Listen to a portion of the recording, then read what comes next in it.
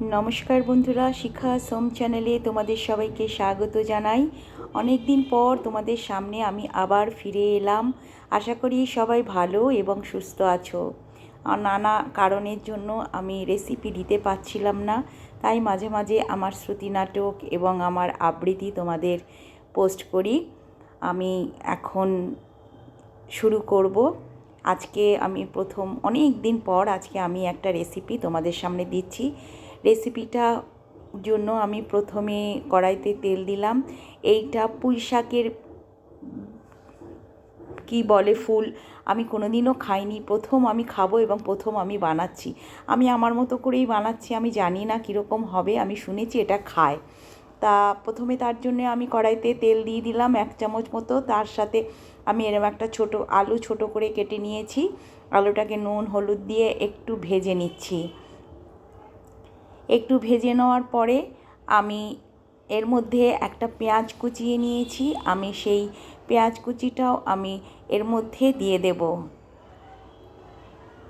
রেসিপিটা ভালো লাগলে অবশ্যই আমাকে কমেন্টে জানাবে, কারণ আমি যদি রেসিপিটা ভালো হয় তাহলে অবশ্যই আমি এটা দিয়ে অন্য কিছুও বানাবো। পেঁয়াজটাকেও আমি একটু ভেজে নেব, আর আমি ওই পুঁই শাকের কী বলে ফুলগুলোও দিয়ে দিচ্ছি। খুব সামান্য নিয়েছি, কারণ আমি একটা কাঁচা লঙ্কা দিলাম, ঝালটা পরিমাণ মতো তোমরা দেবে। আমি আসলে কোনো দিন খাইনি, কেমন খেতে হয় জানি না বলে অল্পই রান্না করলাম। যদি ভালো লাগে তাহলে নিশ্চয়ই পরে আবার বেশি বেশি রান্না করে খাবো। এটা আমার প্রথম এক্সপেরিমেন্ট এবং প্রথম টেস্ট হবে খেয়ে। কেমন জানি না কেমন হবে। এটাকে দিয়ে একটু নেড়ে চেড়ে একটু ঢাকা দিয়ে দিলাম 2 মিনিটের মতো। 2 মিনিট বাদে আমি আবার ফিরে এলাম। এটাকে আবার একটু আমি নেড়ে চেড়ে নিচ্ছি। আমি কিন্তু সবার পাশে আছি, চলে যাইনি। তোমরা কিন্তু আমাকে অনেকেই আনসাবস্ক্রাইব করেছো, প্লিজ করো না, পাশে থেকো। মানুষের সুবিধা অসুবিধা সবই তো থাকে, বুঝতেই পারো। এবার আমি একটু জল দিয়ে দিলাম এটাকে সেদ্ধ হবার জন্য।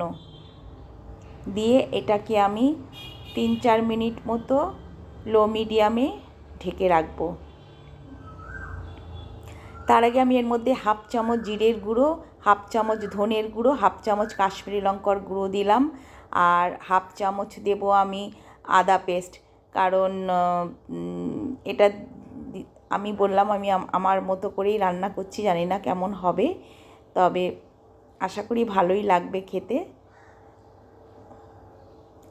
খুব অল্প বলে সবই 1/2 চামচ 1/2 চামচ করে দিলাম, পরিমাণটা দেখেই এগুলো দিতে হবে। এবার আমি ঢেকে দিচ্ছি 3 মিনিটের মতো। 3 মিনিট বাদে আমি ফিরে এলাম। আমার জলটা কিন্তু একদমই টেনে গেছে, আলুও গলে গেছে, নরম হয়ে গেছে। এটা একটু মোটা হাতা বলে একটু ভাঙতে কষ্ট হচ্ছে, বাট আলুটা নরমই হয়ে গেছে। এবার এর মধ্যে আমি একটু গুড়ের গুঁড়ো দিলাম। তোমরা জানো আমি চিনির বদলে গুড় খাই, এবং 1 চামচ ঘিও দিয়ে দিলাম টেস্টটা ভালো হওয়ার জন্য। ঘি খেতে আমি ভীষণ ভালোবাসি, সেই জন্য ঘিটা আমি একটু বেশি ফেভার করি। এবার এটা নাড়িয়ে চাড়িয়ে আমি এটা নামিয়ে রাখবো। আশা করি এটা ভাত রুটি সবার সাথেই খাওয়া যাবে, দেখে বুঝতেই পারছো। রেসিপিটা ভালো লাগলে লাইক শেয়ার কমেন্ট করতে আমাকে একদম ভুলবে না। আর তোমরাও যদি এরকম রেসিপি বানাতে চাও বানিয়েই দেখো যে আমি কীরকম করলাম, কেমন লাগলো। এটা তো ছোট বড় সবাই আশা করি ভালোই খাবে।